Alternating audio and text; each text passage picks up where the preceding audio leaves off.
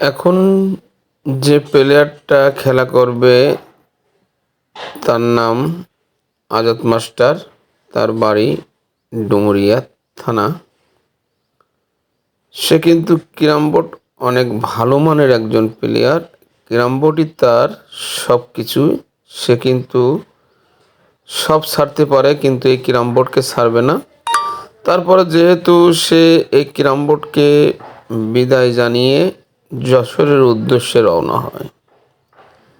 যশোরে আসার পরে সে দেখে যে এই যশোর জেলায় ক্যারাম বোর্ড খেলা অনেক বেশি হয় এবং যশোরের অনেক প্লেয়ার কম বেশি তার পরিচিত ছিল। যেহেতু এই যশোর জেলার প্লেয়ারের সাথে সে একত্র হয়ে অনেক টুর্নামেন্টে সে অংশগ্রহণ করেন এবং এই যশোরের প্লেয়ারদের সাথে সে খেলাধুলা সবসময় করেন।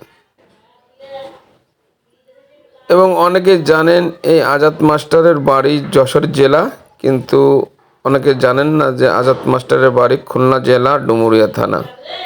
তো যেহেতু আজাদ মাস্টারকে যদি আপনারা আজাদ মাস্টারের খেলাকে ভালোবাসেন তাহলে অবশ্যই লাইক